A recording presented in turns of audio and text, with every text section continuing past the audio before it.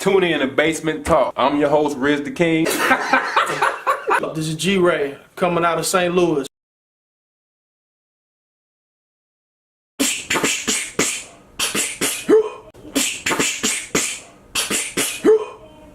So let's just jump right to it. You a Bulls fan. Right. Y'all went and got Wendell Carter Jr. Right. How you feel about him on your team? I'm excited about it. Excited. You a Bulls fan? Why you on the Knicks hat? Never mind. I mean, I like the colors. Got something else. Go They're ahead. the original franchise. Go I like ahead. the colors. But again, Wendell Carter, I love that pick. We drafted last year Lauri Markkanen, a three-point finesse big man, although he's 6'10", 240 pounds. Yeah, he shoots jumpers. He shoots jumpers. Right. So what do you need? If that's your biggest guy and all he does is play the finesse game, what do you need? You need a banger. You need somebody also that's 6'10" or bigger with a little bit of heft and strength to their game to do all that rebounding. But Wendell Carter can also shoot the ball. So he also fits in today's modern game. So my Bulls now have two bigs that can shoot and come off pick and pop plays. And both young and both, like I said. Both young, 19, 20 years old. Man, it's a beautiful thing. I was really scared that the Bulls were going to draft Trae Young. I was nervous about that. But once he went off the board, it was a sigh of relief. Wendell Carter, I'm fine with it. I actually believe that Wendell Carter could have had a better year at Duke if Bagley did not reclassify and go into that same recruiting class with him. And the stories is that Wendell Carter people say that Coach K from Duke lied to them. They sold them on the fact that Wendell could come to their school, and he was going to be the man. They're going to run offense through Wendell Carter all the time. Right. He goes to Duke. Bagley then reclassifies to be the number one player in Wendell Carter's class, and now all of a sudden they're running the plays for him. Explain what reclassify means for people that might not know what you're talking about. Man, the reclassifying thing is a dirty game right now. Like, if you have a young man or a young lady that's gifted in sports, right? Let's say you're a sixth grader and you are showing an aptitude and an ability to play basketball or football at a high level. I know what it means. Plain and new. I know what it means. If you have the ability as a youngster, 5th, 6th grade, right?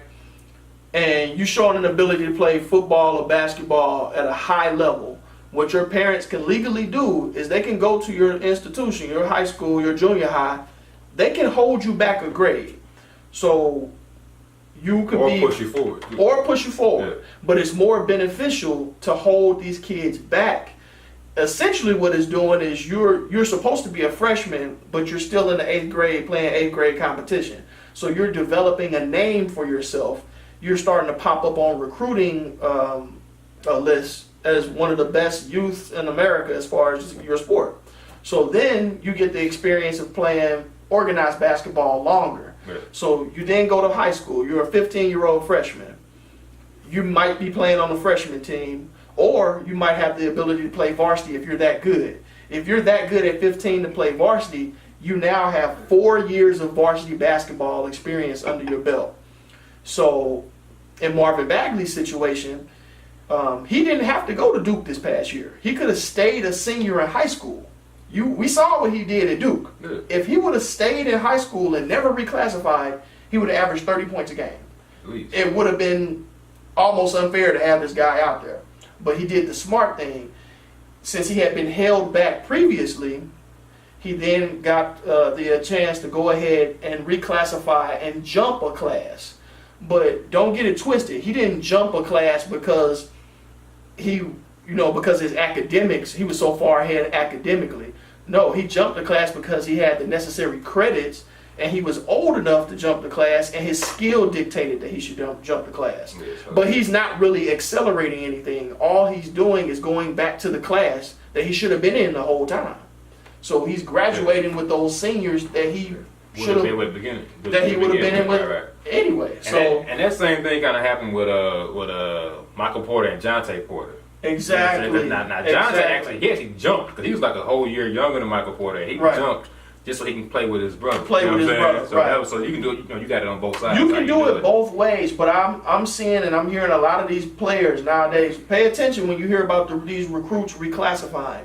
All they're really doing is going back to their original class that they should have been in the whole time. One of the best known cases of this ever happening is Shabazz Muhammad. Shabazz Muhammad was the #1 high school player in the nation. He was 20 years old.